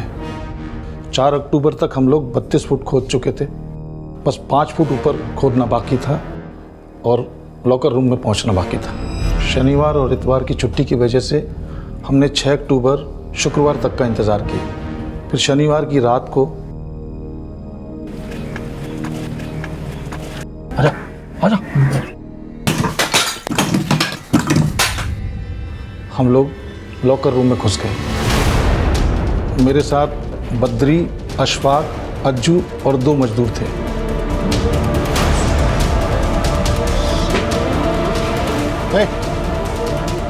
रुक रुक, अंदर चल, अंदर चल। तुम दोनों बाहर जाओ और बाहर नजर रखो, समझे? बाहर कट्टू और मोमिन थे जो वॉकी टॉकी से हमारे टच में थे। जैसे ही हमने मशीन से लॉकर काटना शुरू किया, कट्टू ने वॉकी टॉकी से हमें मैसेज किया। अरे बहुत आवाज आ रहा है अन्ना, बाहर थोड़ी देर के लिए बंद करो अभी। बाहर आवाज आ रहा है, बंद करना, बंद करना। क्या है? अरे बाहर आवाज आ रहा है, बंद कर मशीन। इतनी मेहनत करके यहाँ पहुंचे, ऐसे ही बैठे रहेंगे क्या? रुक जा भी, बंद कर मशीन। नहीं बंद करना मैं। अरे बंद करो ना अन्ना, अन्ना ना बंद करो, कोई जा रहा है, बंद करो। अरे अन्ना बंद नहीं किया तो सबके सब पकड़े जाएंगे हम लोग। आए चुप, मेरे को मारने का ना, काट डाल मेरे को। लेकिन याद रखना, एक भी लॉकर काट नहीं पाएगा, उससे पहले इधर पुलिस होगा। तू क्या करे? वैसे ही भाग जाए। ये सब कुछ करने के लिए लाखों रुपए खर्चा किया मैं, तो तुम लोग का जेब में भी लाखों रुपए डालने का जिम्मेदारी मेरा है। साला भाड़ में गया ये मशीन। आज तक तिजोरी तोड़ने के लिए मशीन यूज किया क्या हमने? नहीं ना। साला हमेशा हमारा पेचकस हमारा साथ दिया और माँ कसम आज भी यही साथ देगा।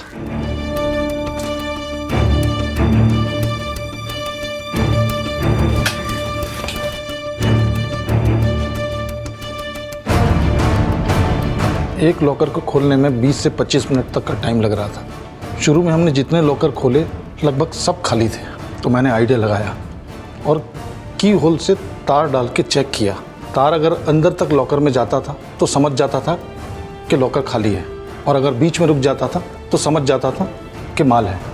ऐसा करते करते सुबह 7 बजे तक हमने 35 लॉकर खोल डाले थे साहब। कट्टू, काम हो गया, बाहर आए क्या? हाँ ना, कोई नहीं है, कोई नहीं है, सब सही है। आ जाओ आ जाओ आ जाओ आ जाओ। चल आ रहे हैं हम लोग, चलो। ए कूद कूद कूद कूद कूद।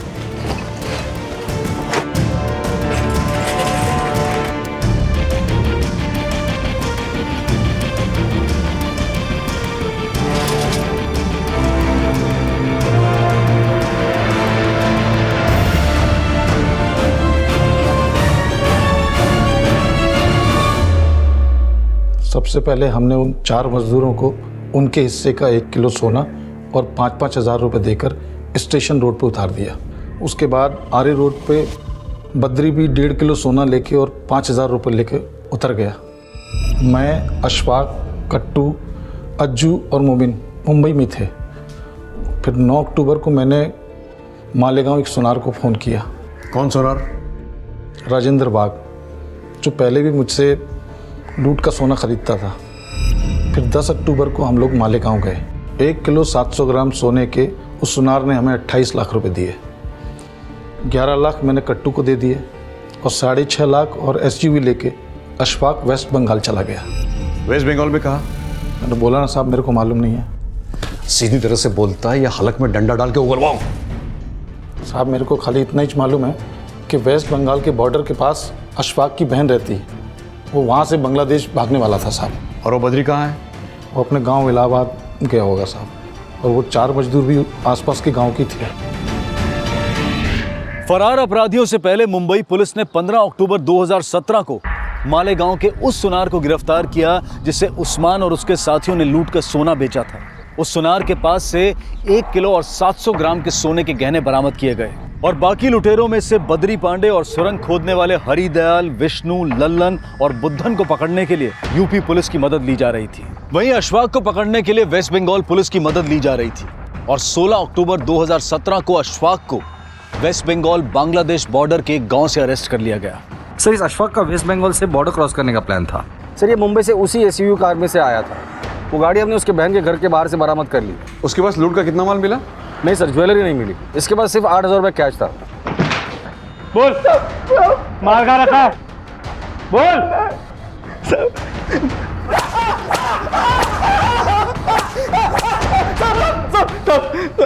मुंबई पहुंचे, मुंबई में है सब, मुंबई में है। मुंबई में कहा? एंटोपिल सर, मेरी सास के घर पे।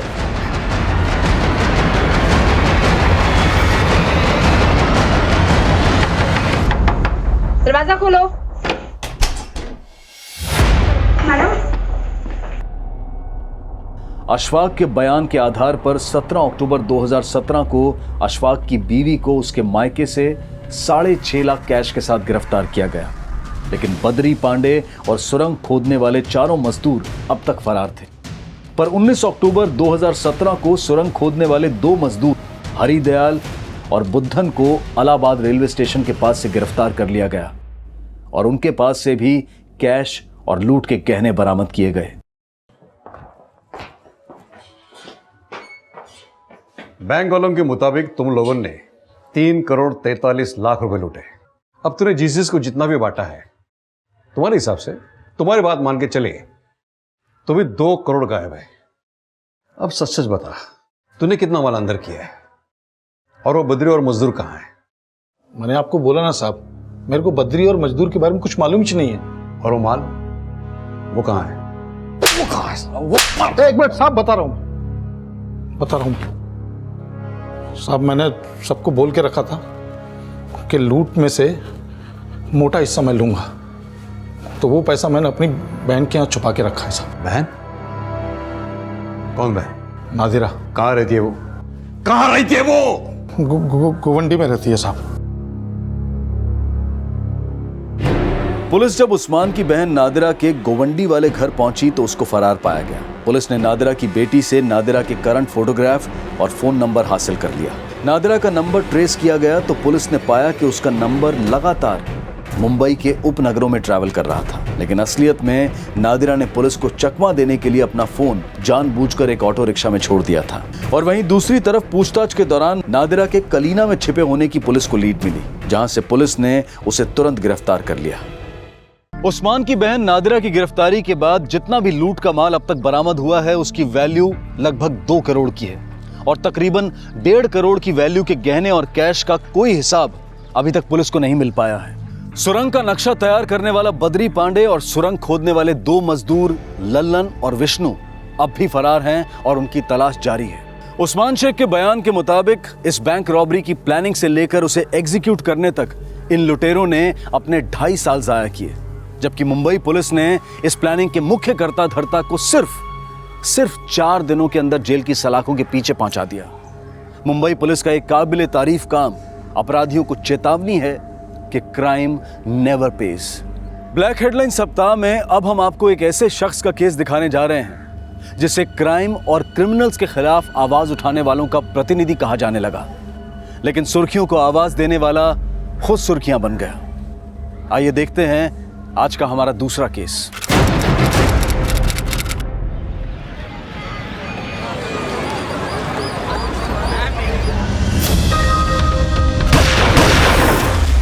Hello and welcome to the program once again. Most wanted Delhi के हमारे स्टूडियोज में आप सभी हजरात का खैर मकदम करता है। I am Suhail Shamsi, your host. A very warm welcome to you. आप इस चेहरे को पहचान लीजिए। इस शख्स का नाम है मुस्तफा जहांगीर। मुस्तफा जहांगीर उत्तर प्रदेश का एक कुख्यात अपराधी है और उत्तर प्रदेश की पुलिस को बहुत ही लंबे वक्फे से इसकी तलाश है। मुस्तफा जहांगीर, हम जानते हैं कि तुम रूप बदलने में माहिर हो, लेकिन मोस्ट वांटेड देखने वाले करोड़ों लोगों की निगाहों से अब तुम बच नहीं सकते। मुस्तफा जहांगीर, हम जानते हैं कि इस एपिसोड के रिलीज होने के बाद से तुम्हारे जहन पेशतर है, होश फाख्ता है, और इस कैफियत में जरूरी है कि तुम अपनी अक्ल का इस्तेमाल करो और अपने आप को पुलिस के हवाले कर दो, सरेंडर कर दो।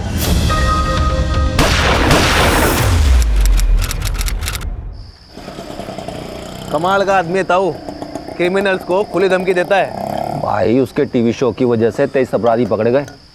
सिल्वर जुबली होने वाली है।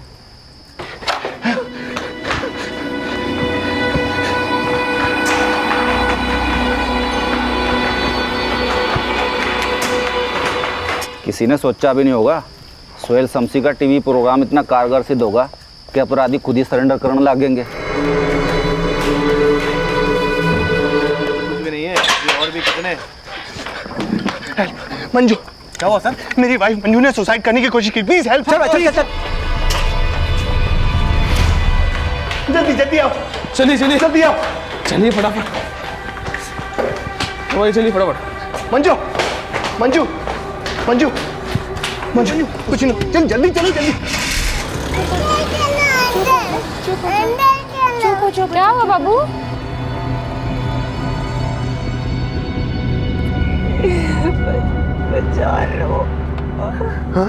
हाँ मंजू, हाँ मंजू, हाँ मंजू, मैं हूँ ना। हम बस पहुँचने वाले, हॉस्पिटल पहुँचने वाले। हाँ भाई साहब, ये सीधा रास्ता ले लीजिए, यहाँ से जल्दी पहुँचेंगे। कम ऑन, सीधा सीधा। हाँ सर।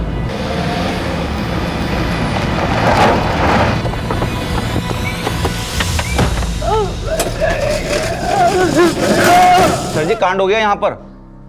सुहेल सर की वाइफ ने सुसाइड अटेम्प्ट किया है। हाँ सर, हम उन्हें नर्सिंग होम ले आए हैं, बहुत सीरियस हैं। ठीक है सर, आपको अपडेट देते रहेंगे। जी sir.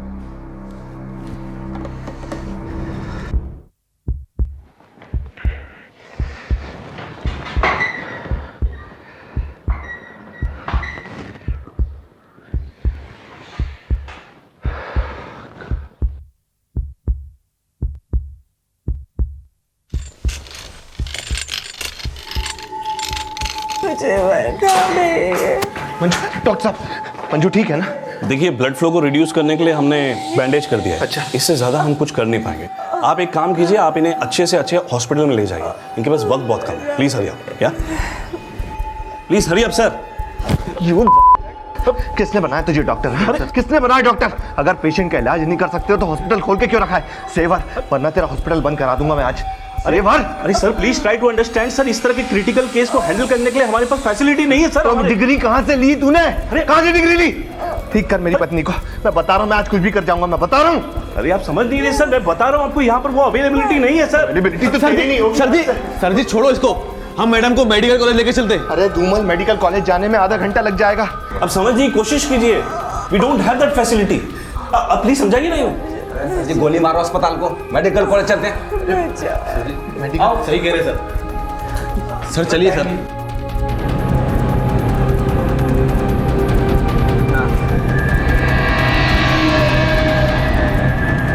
Manju, Manju, strengthen your will. Ananya is waiting for you. Manju, hold. Please, please, please. सोना नहीं है, सोना नहीं है, सोना नहीं है. Come on.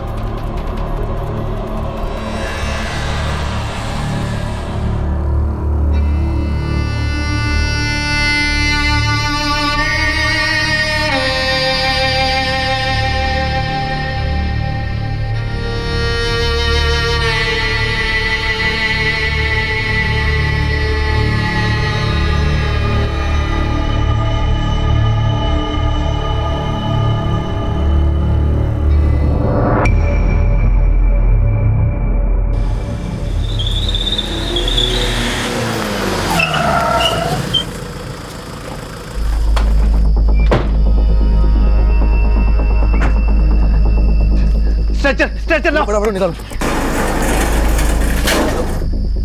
Sister emergency ward जल्दी तैयार करो, मूव फास्ट। डॉक्टर देखिए मेरी बीवी को क्या I am sorry, she is no मोर।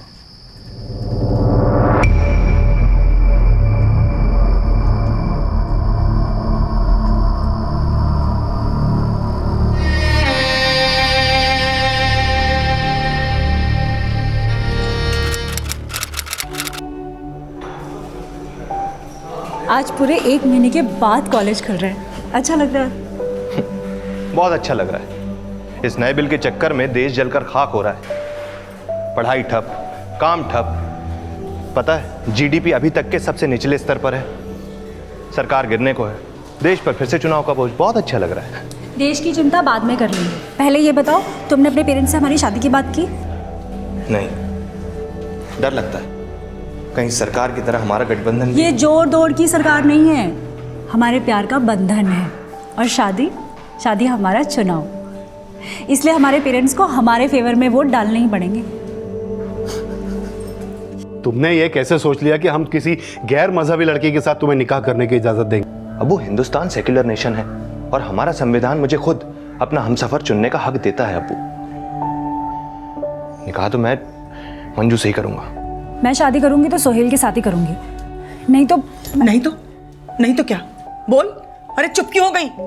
देख मंजू, आज तक के तेरी हर जिद पूरी की, लेकिन किसी दूसरे धर्म के लड़के के साथ तुझे कभी शादी नहीं करने दूंगी। शादी तो हम करके रहेंगे, बस एक बार यूके का वीजा लग जाए। यूके का वीजा? क्यों? हाँ, मैंने प्रवीण भैया से बात की थी, हमारे रिश्ते को लेकर खुश हैं। कह रहे थे मैनचेस्टर आ जाओ, शादी करा दूंगा। रियली? सुहेल और मंजू की प्रेम कहानी जल्द ही प्रेम विवाह में बदल गई। 1993 में दोनों ने यूके जाकर मंजू के भाई प्रवीण की मदद से शादी कर ली और फिर 1994 में दोनों इंडिया वापस आ गए।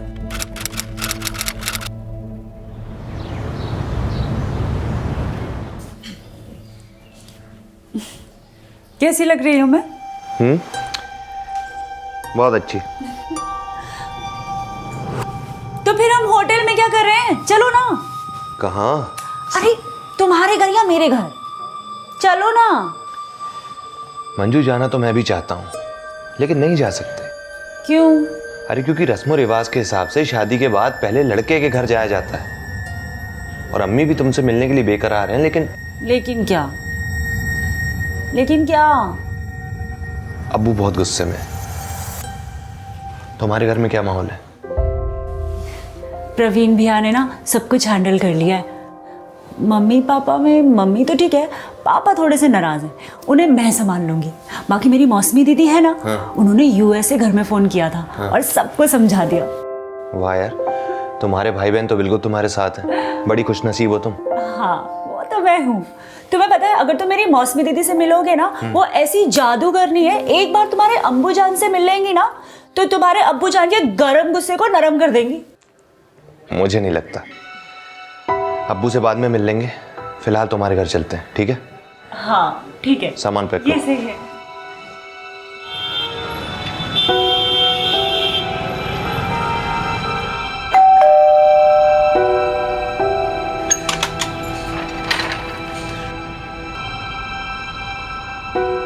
वहीं रुको।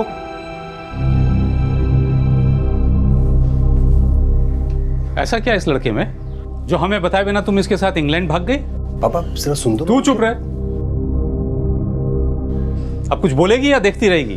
पापा प्लीज, ये एक्टिंग छोड़ दो। हाँ, फिल्मी डायलॉग ना मुझे भी बहुत अच्छे से बोलने आते हैं। अब सोहेल के बारे में बोलना शुरू करूंगी तो आप लोग ही कहोगे कि मैं ख्यालों में चली गई हूँ। प्लीज, सोहेल अच्छा लड़का है और प्रवीण भैया ने आपको सब। तुम भी इसकी तरह से फिल्मी डायलॉग ही मारते हो? नहीं सर, मैं डायलॉगबाजी में नहीं, हकीकत में यकीन रखता हूँ। और हकीकत यह है कि मैं और मंजू एक दूसरे से बहुत प्यार करते हैं। ये बहुत खुश है मेरे साथ और हमेशा खुश रखूंगा सर इसे। Sir, we complete each other. इससे ज्यादा मेरे पास कहने के लिए कुछ और नहीं है सर। गुड। अच्छा लगा तुमसे मिलके। पापा, आपने तो डरा ही दिया था सच्ची। तुम दोनों के प्यार ने आखिरकार हमें झुका ही दिया। खुश रहो। I am happy for both of you. आप लोगों को होना चाहिए था, पता है वहाँ बहुत सुंदर है पापा। एक फैमिली फोटो जाए। स्माइल।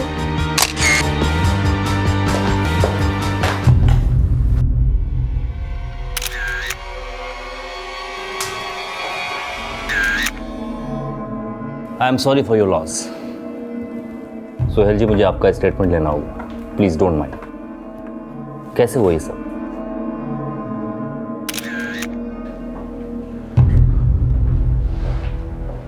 अगले महीने मंजू का 31st बर्थडे होता, उसी के बर्थडे सेलिब्रेशन की प्लानिंग कर रहे थे।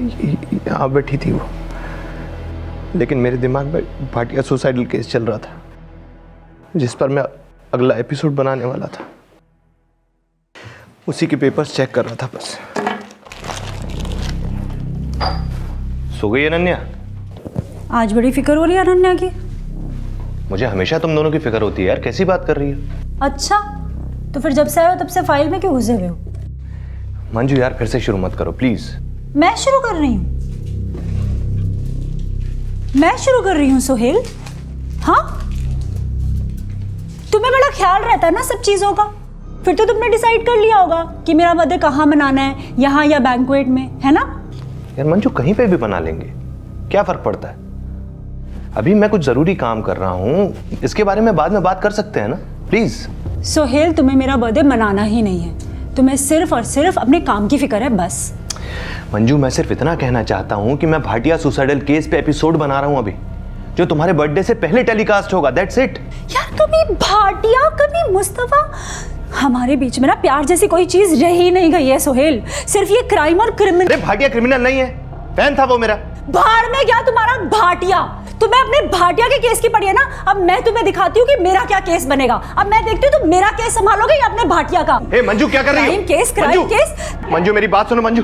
अनन्या बेटा, आप कब जग गए बेटा? मंजू, तो कुछ भी नहीं है, ये और भी कितने। मंजू, क्या हुआ सर? मेरी वाइफ मंजू ने सुसाइड करने की कोशिश की, प्लीज हेल्प। चल।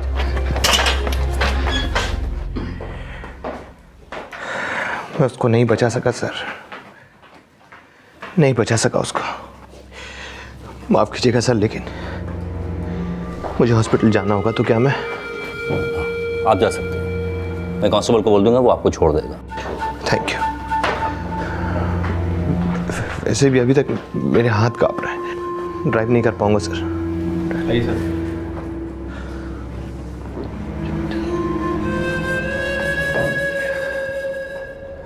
अभी हम सोहेल शमसी जी के घर के बाहर हैं। कल रात अपने शो में क्रिमिनल मुस्तफा जहांगीर को सरेंडर की चेतावनी देने वाले होस्ट सोहेल शमसी ने कभी सपने में भी नहीं सोचा होगा कि कल की रात खुद उन पे कितनी भारी होगी कि उनकी पत्नी आत्महत्या कर लेगी।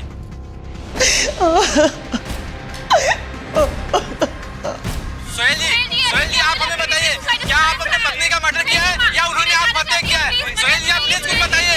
आप मीडिया को बता क्यों नहीं रहे? सोहेल जी, आपकी पत्नी ने आत्महत्या किया है या आपने मर्डर किया है? सोहेल जी, प्लीज मीडिया को कुछ बताइए, जनता जानना चाहती है।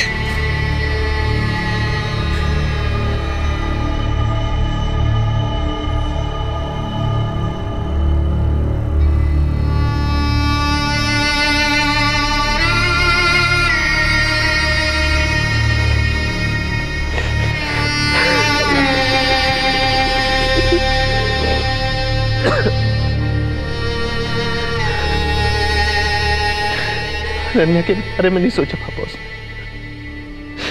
कैसे मैं इस बच्ची को उस घर में लेके जाऊंगा जहां पर उसकी मां।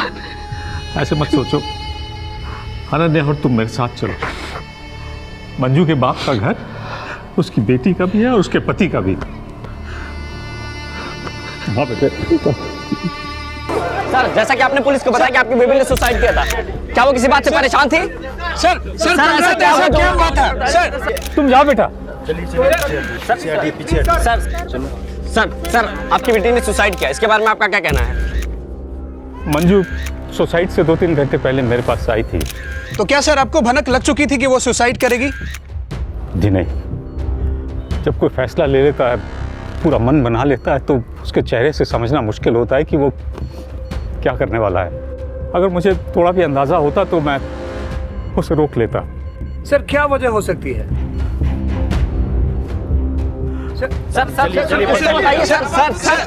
सोहेल के बाद जब मंजू के माता पिता का बयान लिया गया तो उन्होंने ये माना कि मंजू शॉर्ट टेम्पर्ड थी और गुस्से में अपना आपा खो देना उसका स्वभाव था।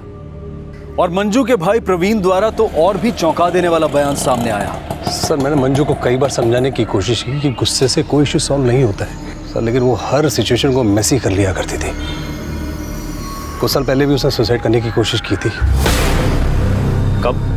सर ये कोई 2-3 साल पहले की बात है। प्रवीण और उसके माता पिता ने मंजू की मौत में किसी भी तरह की साजिश का संदेह नहीं जताया, लेकिन मंजू की 2 बड़ी बहनें भी थी। मंजू की मझली बहन मौसमी तब यूएसए में रह रही थी और बड़ी बहन स्नेहा दुबई में। उस हादसे के बाद बड़ी बहन स्नेहा ने फैक्स के जरिए अपना बयान पुलिस को भेजा, जिसमें उसने कहा कि मंजू की मौत में उसे किसी भी तरह के फाउल प्ले का कोई शक नहीं है, जबकि मझली बहन मौसमी द्वारा कोई प्रतिक्रिया जाहिर नहीं की गई। अब पुलिस को इंतजार था मंजू की पोस्टमार्टम रिपोर्ट का। सर, सोहेल की बीबी मंजू की पोस्टमार्टम रिपोर्ट।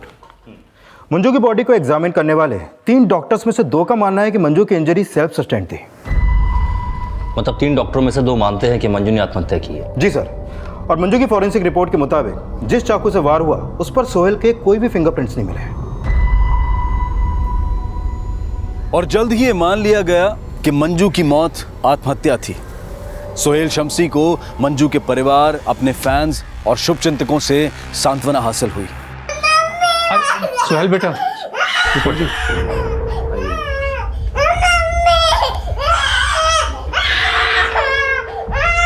लेकिन मंजू की मौत के 3 महीने बाद जब मंजू की मझली बहन मौसमी यूएसए से इंडिया वापस आई तो इस केस का रुख ही बदल गया।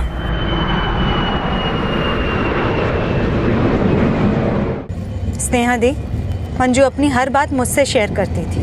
अब दुबई में होते हुए भी इंडिया नहीं आ सकी और मैं यूएस से आ गई। अब उसे इंसाफ भी मैं ही दिलाऊंगी। देखो बेटा, वो देखो देखो देखो देखो देखो, ये गई, देखो ये जा।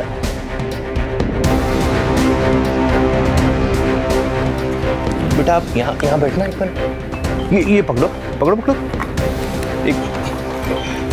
तो ऐसा बिल्कुल भी नहीं है। मेरी बहन मंजू की आत्महत्या का जिम्मेदार उसका पति सुहेल ही है। आप कहना क्या चाहते हैं? सोहेल ने अपनी बीवी को सुसाइड करने के लिए इंस्टिगेट किया? जी हाँ, इंस्टिगेट तो वो उसे बहुत पहले से कर रहा था, लेकिन उस रात मंजू ने सुसाइड नहीं की बल्कि उसका मर्डर हुआ था। आपके मुताबिक सोहेल ने अपनी पत्नी को मारा है? जी हाँ, जिस आदमी की इमेज आप लोग की नजरों में क्रिमिनल्स को पकड़वाने वाली है, एक्चुअली में वो खुद एक क्रिमिनल है। उसने अपनी वाइफ मेरी बहन मंजू का मर्डर किया है और ये बात मैं बहुत जल्दी प्रूव भी कर दूंगी। देखते ही देखते मंजू की बहन मौसमी मीडिया की सुर्खियां बन गई। उसने मंजू की मौत के 3 महीने बाद उसे आत्महत्या नहीं बल्कि हत्या बताया। पर क्या उसके दावे में कुछ सच्चाई थी? क्या मंजू ने आत्महत्या की थी या फिर वाकई में उसका पति सोहेल ही उसका हत्यारा था? जो केस आत्महत्या मानकर अपने फैसले की कगार तक आ पहुंचा था, क्या मंजू की बहन के बयान के बाद वो हत्या का केस बन पाएगा? इन सवालों के जवाब हमें मिलेंगे कल रात 11 बजे इस केस के दूसरे और आखिरी भाग में। अब मैं अनूप सोनी आपसे विदा लेता हूं, फिर मुलाकात होगी। तब तक अपना और अपने परिवार का ख्याल रखें और देखते रहें क्राइम पेट्रोल डायल 100।